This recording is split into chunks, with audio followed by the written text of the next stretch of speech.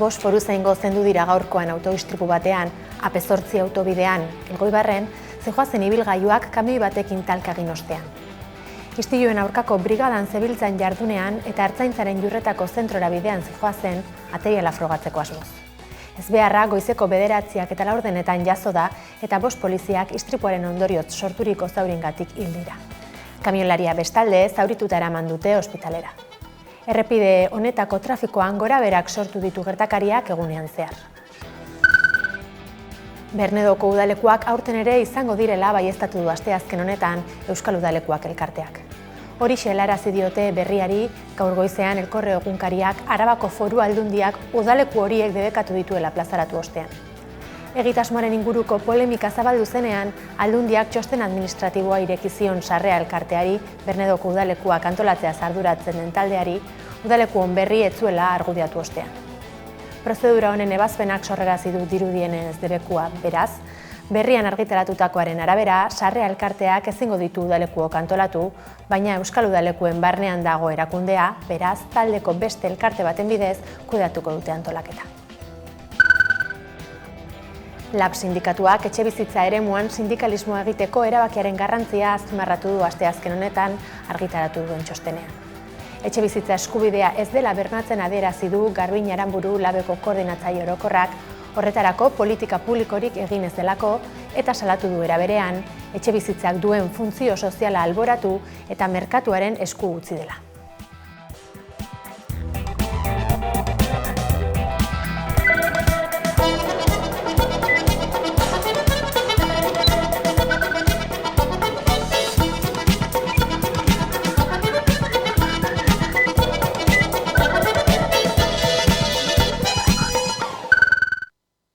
Gabon guztioi eta ongi etorri ekainaren 3ko albistegira.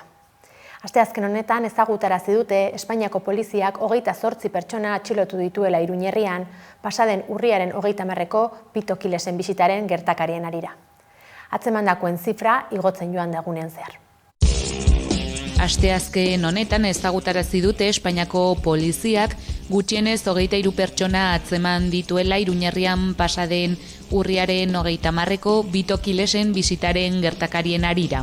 Atxiloketa hauek desordena publikoa egotzita egin dituzte, baina poliziak adierazi duenez operazioak irekita jarraitzen du.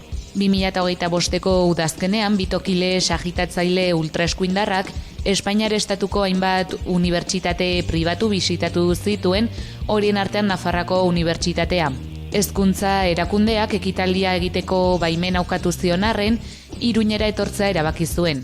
Horregatik 100 pertsona mobilizatu eta bildu ziren faxismoaren aurrean kaleak hartu lelopean. Kilesen ekitaldia bertan bera geratu zen, baina Espainiako polizia eta udaltzaingoa unibertsitatearen inguruetan geratu ziren eta manifestarekin estiluak izan zituzten. Polizia bertaratutakoen aurka oldartu zen eta hainbat zauritu eta identifikatu egon ziren, bai egunean bertan baita hurrengo asteetan ere. Ernaik eta Iruñerriko antifasistei zigorrik ez plataformak atxilotuak askatzeko exigitu dute, GKSek eta aske antolakundeek berriz haiekiko elkartasun osoa adierazi dute. Atxiloketak gaitzesteko arratsaldeko 7:00 Nabarrerian elkarretaratzea deitu dute.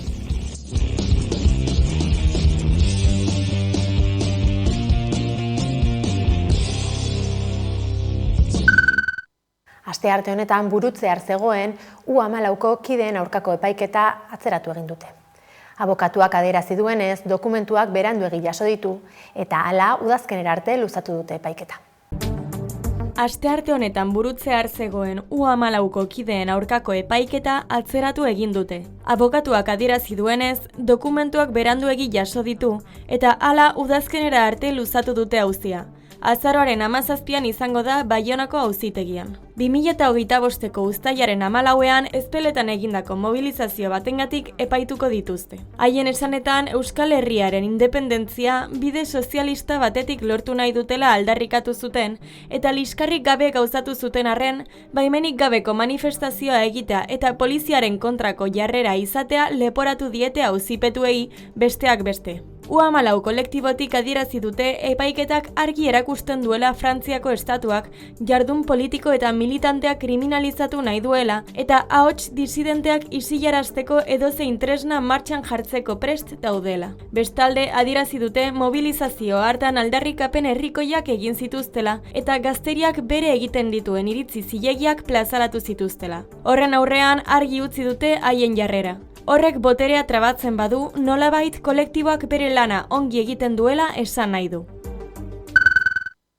Kereia aurkeztu du Global Summit Euskal Herriak Ertzaintzaren eta Bingen Zupiria segurtasun sailburuaren aurka, pasaden maiatzaren 23an Loiuko aireportuan izandako gertakarien harira. Global Summit Euskal Herriak kereia aurkeztu du Bilbon astearte honetan, Bingen Zupiria Eusko Jaurlaritzako segurtasun sailburuaren eta Loiun taldeko kideen aurka gogor kargatu zuten ertzainen aurka. Aizea Ziluaga eta Iker Sarriegi abokatuen ustez, poliziaren jardunbideak aktibismoa eta eskubide zibil naiz politikoak urratu zituen. Euskal Herri osoak eta munduak ere bai, gertaera honetako irudiak ikusi zituen. Ertzaintza zelan oldartu zen flotillako kideen kontra. Israelgo indar okupatzaileen eskuetatik bahituak izan ostean eta bortizkeri handia jasan ostean, Euskal Herriko lurraldea zapaldu zutenean, Ertzaintzaren basakeri polizialarekin egin zuten topo. Ertzainak flotillako aktivistak lurrera bota eta lurrean zeudela gogorki jipoitu zituzten beraien makil polizialekin. Joan den maiatzaren 23an Israelgo armadak atxilotu eta torturatu ostean, Global Summiteko hainbat kide Loiuko aireportura iritsi ziren. Harrera egiterako orduan, ertzainek hainbat ekintzaile eta senitarteko eta babes adierazi zieten herritar borrekin jo eta immobilizatu egin zituzten. Poliziak 4 kide ere atxilotu zituen. Gertaera horien aurrean, Bingen Zupiriak ertzaintzaren jokabidea bere gain hartu zuen. Halere, poliziaren jarrera justifikatu eta gogor salatu zuen Euskal Herritar batzuek poliziaren aurka duten jarrera. Gainera, desordena publikoak eragitea egotzi zien ontzidiko kideei eta harrera egitera joan zirenei. Irama Villar Gurutzetako ospitaleko zuzendari medikoak eta Maider Garmendia zuzendari ordeak kargoa utzi dute asteazken honetan medikuen grebak eragindako tentsioagatik. Irama Villar Gurutzetako ospitaleko zuzendari medikoak eta Maider Garmendia zuzendari ordeak dimisioa eman dute asteazken honetan. Eusko Jaurlaritzako osasun sailak adierazi duenez, medikuen grebaren ondorioz presioa areagotu eginda eta horregatik hartu dute erabakia. Asmo horren berri eman zioten osasun sailari joan den ostiralean. Osakidetzako zein osasunbideko medikuak Espainiako Osasun Ministerioak ezarri nahi duen esparru estatutu berriaren aurka ari dira protestan. Hain zuzen ere, haien berezitasunak ez direla aintzat hartzen salatzen dute eta negoziazio bide propioa eskatzen dute. Naiz eta ministerioak sindikatu batzuekin estatutua hitzartu, honek ez du medikuen onespnik. Hala ere, Espainiako ministroen kontseiluak estatutu berria onartu du astearte honetan. Gaur-gaurkoz medikuek greban jarraitzen dute eta datorren ekainaren 14tik 19 egingo dute hurrengo lanuzte astea. Dagoeneko 5 protesta aste egin dituzte. Konkurtso administratzaileak bertan bera utzi du Tubos Reunidos enpresako zuzendaritzak proposatutako enplegu erregulazio espedientea eta langileei abuztura arteko soldatak bermatuta daudela jakinarazi die. Tubos Reunidoseko enplegu erregulazio espedientea indargabetu du konkurtso administratzaileak eta abuztura arteko soldatak bermatuta daudela jakinarazi die langilei. Astelen honetan batzartu dira enpresaren aurreko gidariak eta langileak. Bertan beharginei jakinarazi diete zuzendaritzak proposatutako lan erregulazioa bertan bera geratu dela eta ez dutela konpainia zatika saltzeko asmorik. Bileratik pozik atera dira langileak. Oier Bidaurraga Amurrioko langile batzordeko kideak azaldu duenez, gardentasunez mintzatu dira eta greba eragin zuten erabakiak bertan bera geratu dira. Hoien artean altzairutegia ixteko asmoa. Ildo horretan, konkurtso administratzaileak iragarri du atzera bota dituztela enpresak bere garaian eskainitako kaleratze adostuen baldintzak. Izan ere, zuzendaritzaren arabera, 200 langilek baino gehiagok sinatu zituzten erretiro aurreratuak eta kaleratze ordainduak. Bestalde, sindikatuek zuhur jokatzeko deia egin dute. Gogoratu baitute helburua inbertitzaile bat lortzea den arren, momentuz ez dutela ezer lotuta. Hoiek horrela bi aldeek komunikatzeko prestutasuna erakutsi dute, eta administratzaileak bere aldetik gauzak aldatuz gero langilei horren berri emango diela azaldu du. Momentuz hilabetean behin batzartzeko konpromisoa hartu dute. Pasaden maiatzaren 15ean lanuzte deialdia luzatu zuten ikuskizun eta ekitaldietako teknikariek euren lan baldintzak salatzeko, honi hau izpide izanik lan kolektibo honen egunerokotasunari eta lan baldintza hori buruz hitz egiteko gonbidatu dugu gaurkoan gurera Ander Sierra teknikariok sindikatuko kidea. Eguerdion. Eguerdion. Mila esker gonbidapena onartzeagatik. Aizuei. Aipatu dugun bezala, pasaden maiatzaren 15ean greba egin zenuten sektoreko langileek, zerk eraman zintuzten greba deialdi hori egitera? Bueno, badaramagu urte pare bat mai negoziazioan konbenio bat egiteko gogoekin, baina maila oso astiro doa eta azkeneko hiletan geldi egon da, guztiz geldi, eta hori eraman digu greba deitzeari, konsiliazio baldintzekin ez gara heltzen akordiora. Haiek nahi dute 5 eguneko denborakin posible izatea aldatzea gure ordutegiak eta gure egutegiak, eta holan ezin da konsiliatu eta horriak gelditu ginen. Baina egia da, maila sortu zenetik ez dala erreza izan ezer aurrera ateratzea. Dana izan dire trabak eta oso astiro doa dana, orduan erabaki genuen greba itxe. Gainera, esan zenuten, greba hori momentu historiko izan zela, sektorean lehen aldiz horrela antolatzen zineten garaia izan zen, horrelako lanuzte bat egiten duzuen lehenengo aldia izan dela?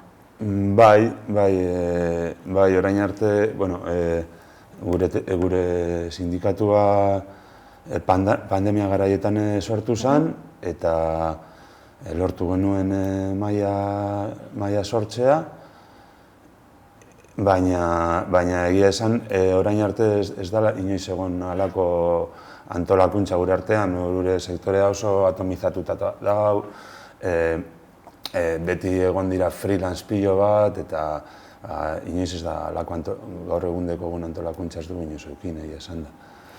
Badago baita aipatzen duzun horren arira, ikusentzunezkoen inguruan halako iruditegi edo irudi kolektibo bat nahiko sektore ez egonkorra dela. Hori egia da, zein da ikusentzunezkoetan lan egiten duzuen teknikari horien egunerokotasuna, zeintzuk dira zuen lan baldintzak? A ber, bai, ez egonkorra nik uste badala. Azkenien gure lana gehienak egunez, ez dekogu urte osoko kontrato bat, askok egunek solte edekie bakarrik kontzertutarako edo zein ekitalditarako, bakarrik egun horretarako kontratatzen dizute, eta gehiena da denboraldian, udako denboraldian. Orduan, nahiko gatsa da, urte osoko ziklo hori iztea eta urte osoan zehar lan aukitzea. Orduan, badau jende pilo bat, bakarrik udan lan egiten dauela, eta gero urtien zehar beste modu batzuk topatu behar dituela. Gure eguneko jardunaldia dire askotan 12, 14 ordukoak, 16 ordukoak bebai, batzutan gehiagokoak bebai, bakarrik festival oso handietan egiten dire txandak izaten dira 10 ordukoak askotan, ordu estrak gehienetan ez dire ordaintzen, jaiegunak ez dire ordaintzen, norturdidadeak ez dire ordaintzen, jardunaldien artean askotan ez dauz 12 orduko deskansorik bez, askok kalean eitzen dugu lan, kaleko kondizioak ez dire berdinak, batzutan ez dekozu komun bat bez, benetazko komun bat bez,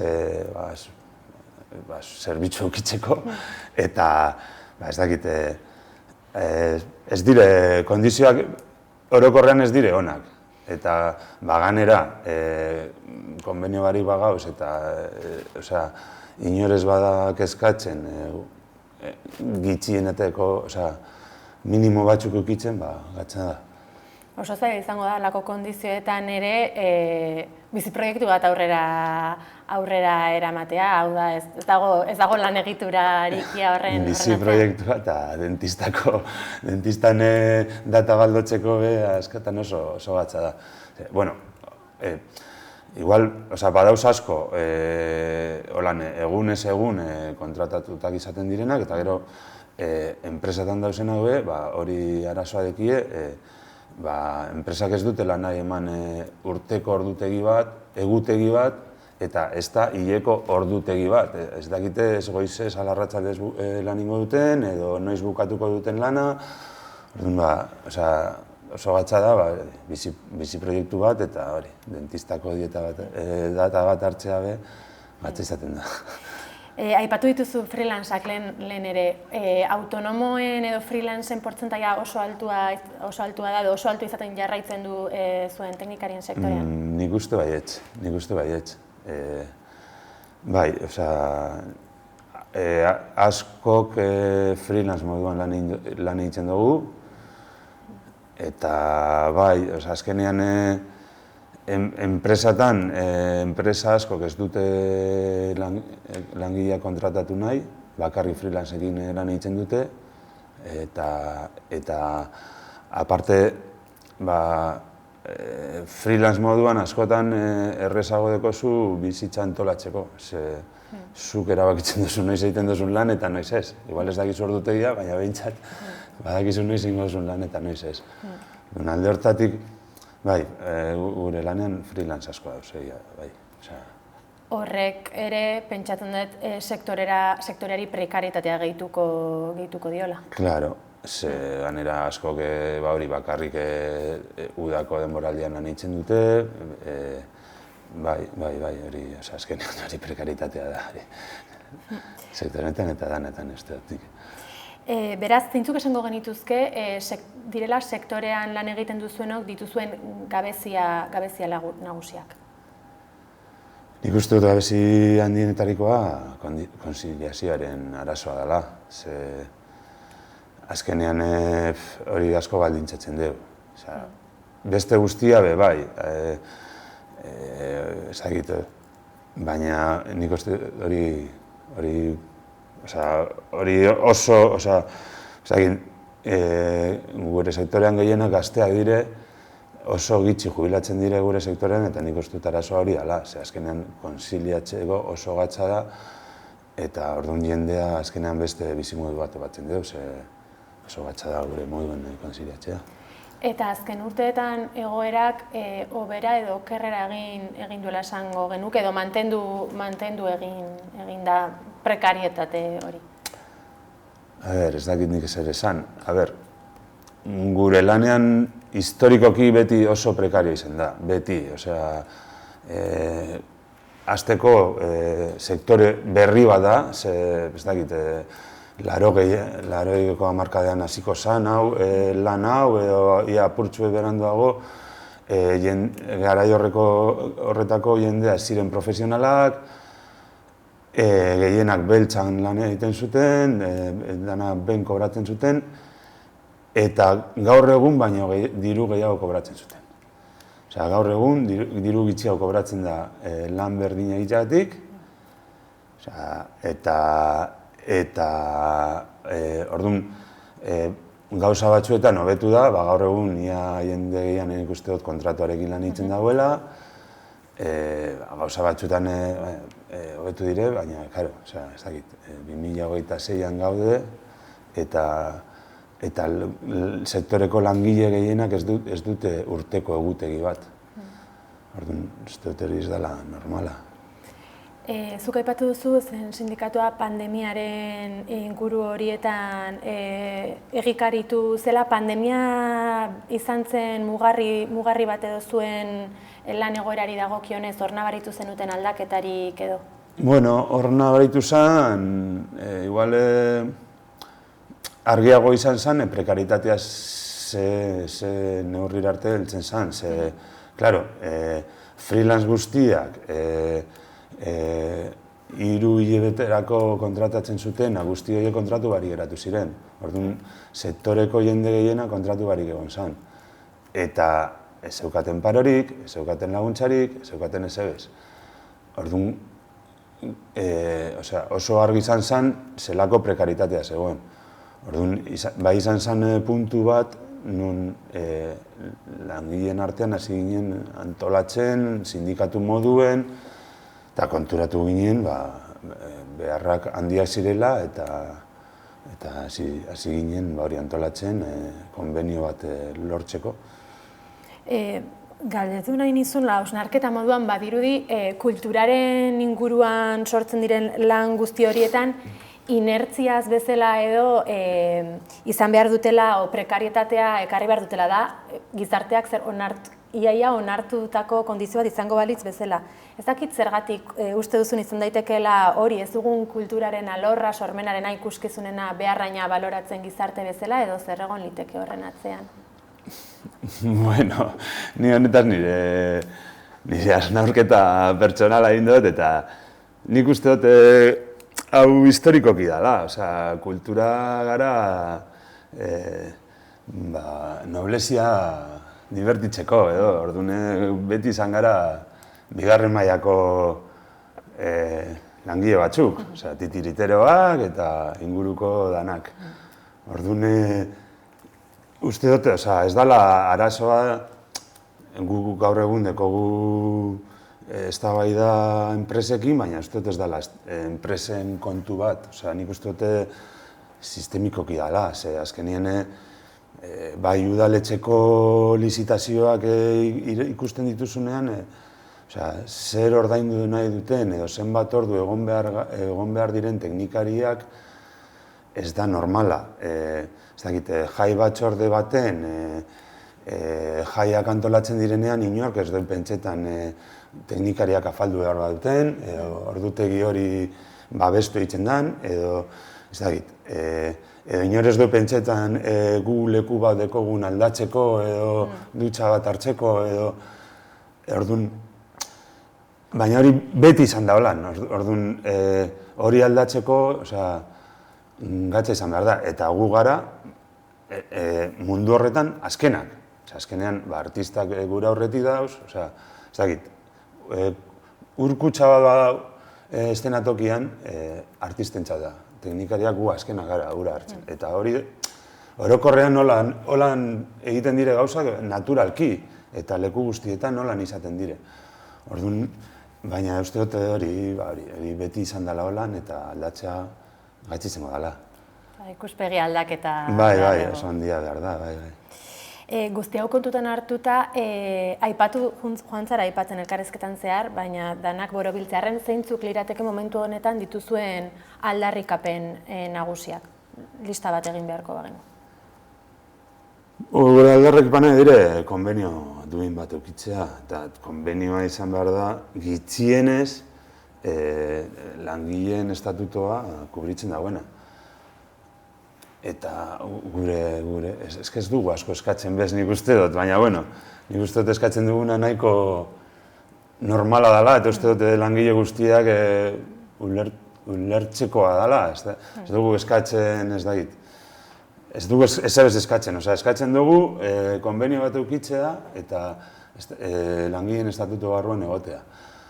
Askoz gehiago ez dugu eskatzen, eta maila benetazko mai bat izatea, konbenio bat lortzeko, ez dana trabak izateko eta Euskal Herrian ja eztabaidatzen ez diren gauzak eztabaidatzea purtsu bet kantzetan dugu, nekagarria da. Elkarrizketa amaitu aurretik, ez dakit, aipatu gabe gelditu den zerbait komentatu nahi zenukeen, beste zerbait gehitu nahi zenukeen? Ez, bueno, printzipioz ez, eskertzea greban alde jarri diren guztioi, ze guretzat hori kriston laguntza da, eta uste dut beharrezkoa dela, ganera, langileak greban jartzen direnean, beste langilerien artean laguntza izan behar da, gaur egun ez dira gauzak errezak langileentzat eta gure artean ez bagara laguntzen, gatza dela. Esan duzun esaldi horri eutxiko diogu, gure ere egiten dugu, gaurkoan hemen utziko dugu elkarrizketa. Ander Sierra, mila esker, Hamaikarekin hitz egiteko tartea hartzeagatik. Zuei. Hona arte iritsi da asteazken honetako albistegia. Gailu eta Nakarren ategorrietako sarraskiari abestiarekin amaituko dugu gaurkoan saioa. Informazio zabaldu nahi baduzue, Hamaikako webgunea eta sare sozialak kontsulta ditzakezue. Gu bihar izango gara berriz ere zuekin bueltan, mila esker zuen arretagatik eta ondo izan.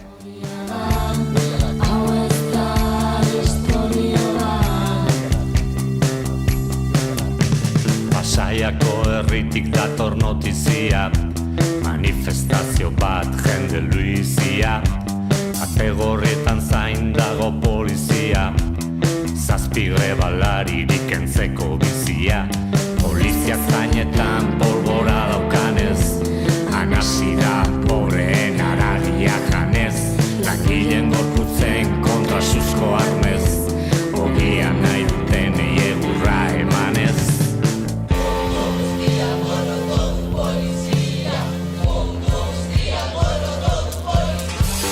Orain espaloietan argazkiak bilduz, lehengo aristokraten irira urbilduz, turisten ibilia pausake fusilduz, atzoko garrasien antxiak isinduz, soldatak merketa garesti bizitza, nola ez ukabilak borrokara hiltza, arrantzaleak grebotxak darabiltza, eta guardia zibilak arrantzan dabiltza.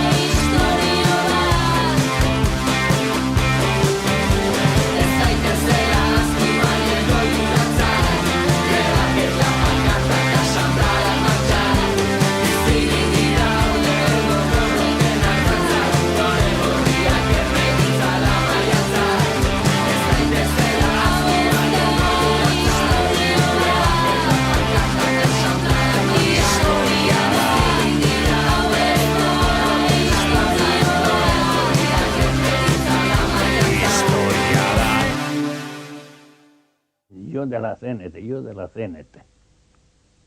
Eta ze jende klasetan, ni 39 junitzen nian, trintxepek bilatu da jendea oso onak.